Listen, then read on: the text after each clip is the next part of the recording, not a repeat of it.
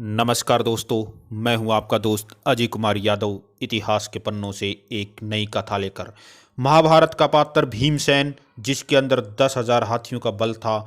यह सवाल काफ़ी रोचक और रहस्यमय है कि भीम के अंदर 10,000 हाथियों की ताकत कैसे आई। भीम के पिता का नाम पांडु था और माता का नाम कुंती था।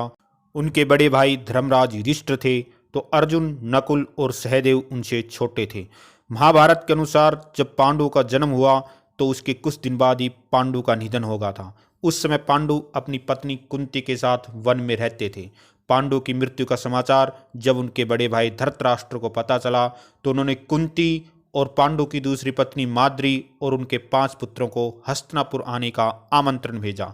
सभी हस्तिनापुर में रहने लगे। धृतराष्ट्र के 99 पुत्र थे और एक पुत्री थी। पांडव सिर्फ 5 थे। धृतराष्ट्र का बड़ा पुत्र दुर्योधन बचपन से ही पांडवों के प्रति मन में दुर्भावना रखता था। एक समय की बात है कि दुर्योधन और सभी पांडव गंगा तट पर खेल रहे थे। खेलने के बाद सबको भोजन के लिए आमंत्रित किया गया। वहां दुर्योधन ने भीम के भोजन में जहर मिला दिया। भीम भोजन करने के तुरंत बाद अचेत हो गए। दुर्योधन ने अपने भाई दुशासन की मदद से भीम को गंगा में डुबो दिया।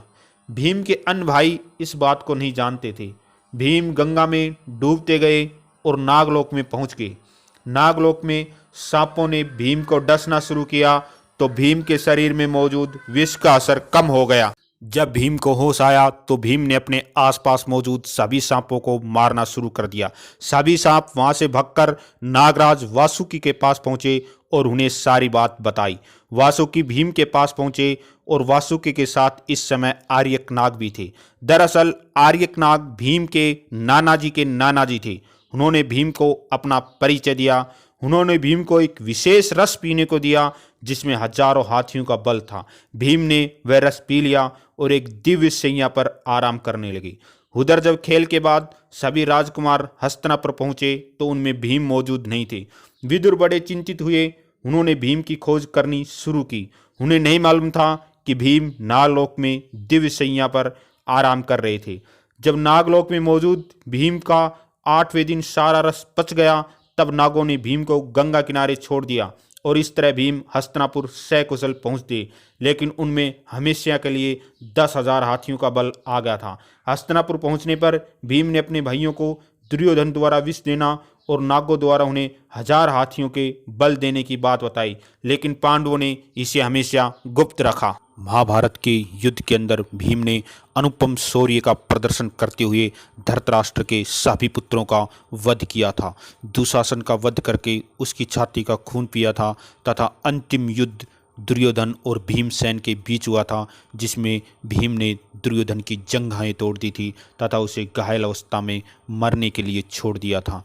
जब युद्ध की समाप्ति के पश्चात सभी पांडव भीम सहित और भगवान श्री कृष्ण के साथ धृतराष्ट्र से मिलने जाते हैं तो धृतराष्ट्र सबसे पहले भीम से मिलने की इच्छा प्रकट करता है। धृतराष्ट्र भीम को अपनी बलशाली भुजाओं में जकड़ करके मारना चाहता है। भगवान श्री कृष्ण उसके इस उद्देश्य को समझ जाते हैं और भीम की जगह एक लोहे का बुत, एक लोहे की प्रतिमा उसके सामने कर देते हैं, जिसे धृतराष्ट्र अपनी बलशाली भुजाओं में जकड़ करके चकनाचूर कर देता है। बाद में धृतराष्ट्र को इस बात का अफसोस होता है कि उन्होंने भीम का वध कर दिया। तब भगवान श्री कृष्ण उसके सामने सारा रहस्य खोलते हैं। इस प्रकार से भीम के अंदर 10,000 हाथियों की ताकत आई थी। प्रिय मित्रों, आज का वीडियो कैसा लगा? वीडियो को लाइक करें, चैनल को सब्सक्राइब करें, अपने भाई को इसी प्रकार सपोर्ट करते रहें। जय हिंद, जय भारत।